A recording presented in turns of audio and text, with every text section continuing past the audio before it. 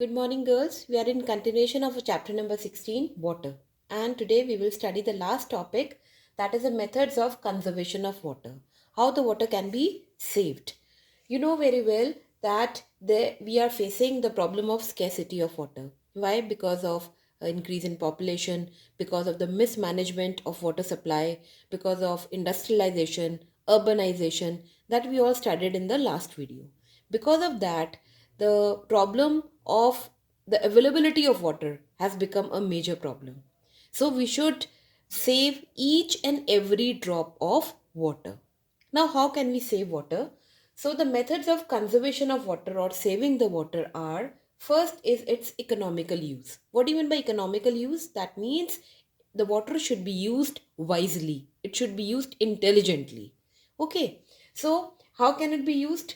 By proper storage. Wherever the water is getting stored, we should always see that there is no leakage, there is no breakage of the pipes or anything, so that the water doesn't get wasted.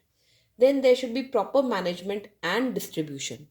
The distribution of water should be such that it is distributed equally wherever the demand of the water is more. Okay, there it should be provided, but the areas where the rural areas, the slum areas should also not get avoided. What is happening nowadays? A lot of water is getting supply to such areas like malls are there where actually it is being wasted. People do not use it wisely, people leave the taps open also, people do not know. And what is happening as a result? The slum areas or the rural areas where the water is needed, people go make a line, make a queue of several kilometers to just get one pot of water, one drop of water. So there the supply is getting, there is no supply of water. So it should be done evenly, the distribution should be done properly, wisely. Then there should be the fixing of the leakages. Wherever the leakage is there, suppose the pipelines are there and the water, it goes to several houses also, and if there is a leakage in that pipeline, you can't imagine how much water gets wasted and it simply goes into the drain, isn't it? So if there is any leakage, it should be fixed as early as possible. Then we should also be doing the treatment of the wastewater. You know, because of the industrialization, a lot of water is used in the industries and it gets polluted, a lot of contaminants are there.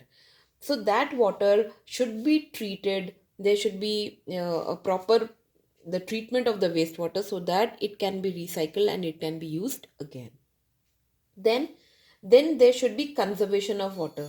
How that water can be conserved or how it can be saved? First is the economical use, how to use it wisely, but then how to save it also.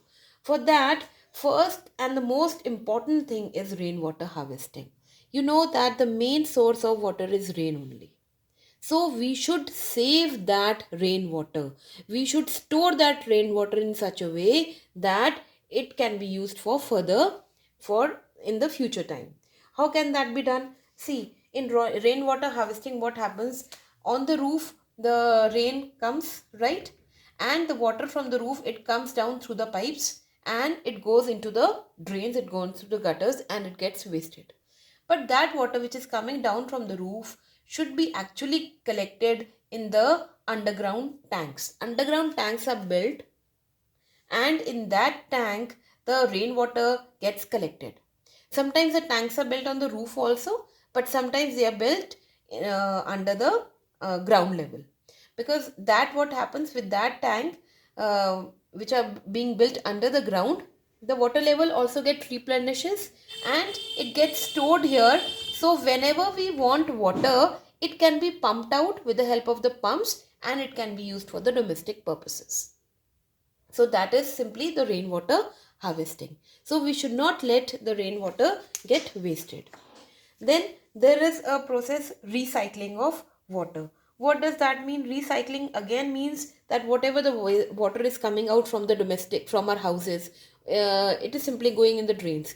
But instead what it should happen, it should be collected, and from the industries also it comes out, from the other, from the hospitals also it comes out, from the factories also it comes out. All that water should be treated and it should be recycled and used again.